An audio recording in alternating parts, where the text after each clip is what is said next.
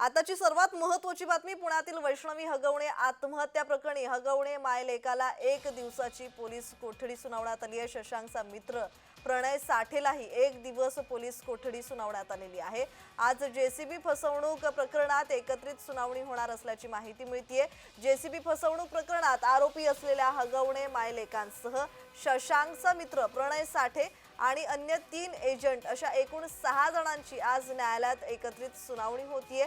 आणि या प्रकरणात न्यायालयाने याआधी हगवणे मायलेकांसह प्रणय साठे या तिघांना 1 दिवसाची पोलीस कोठडी सुनावली होती आणि त्यानंतर आज शनिवारी पुन्हा त्यांना न्यायालयात हजर करण्यात आलेलं आहे। आजच्या सुनावणीत पुढील कारवाई संदर्भात निर्णय होण्याची शक्यता वर्तवण्यात आली आहे।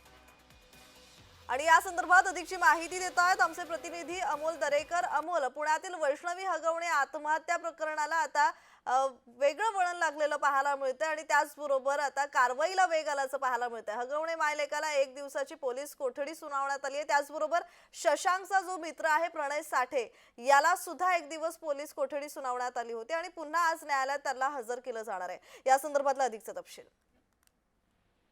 नक्कीच प्रज्ञा, या ठिकाणी आपण पाहतो की आता हगवणे कुटुंबियांच्या अडचणीत वाढ होताना पाहते आणि माळुंगे पोलीस स्टेशनमध्ये प्रशांत येळवंडे यांच्या जेसीबीचा जो फसवणुकीचा गुन्हा आहे त्याचा उलगडा करत असताना माळुंगे पोलीस प्रशासनानं या ठिकाणी प्रणव साठे या शशांकच्या मित्राला अटक करण्यात आलेली आहे। आणि प्रणव साठे यांच्या माध्यमातून गणेश पोतले हा तोतिया एजंट आहे, त्याला 30,000 रुपये देण्यात आलेल्याचं निदर्शनास आल्यामुळे त्याला त्या ठिकाणी काल अटक करण्यात आली आणि 1 दिवसाची पोलीस कोठडी देण्यात आलेली आहे। त्या अनुषंगाने तपास झालेला आहे की हा गुन्हा खरं तर ताबा मिळवण्यासाठी गट रचण्यात आला होता का किंवा यामध्ये हगवणे कुटुंबियांच्या आणखी काही कारनामे आहेत हे तपासणीसाठी पोलीस प्रशासनाच्या वतीनं न्यायालयासमोर कोठडी मागवण्यात आली होती आणि न्यायालयाने त्या ठिकाणी त्यांना 1 दिवसाची कोठडी दिली। ती आज संपत होते।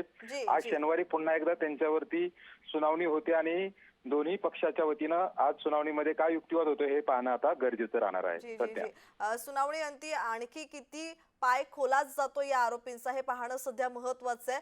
धन्यवाद अमोल, तुम्ही दिलेल्या माहितीसाठी।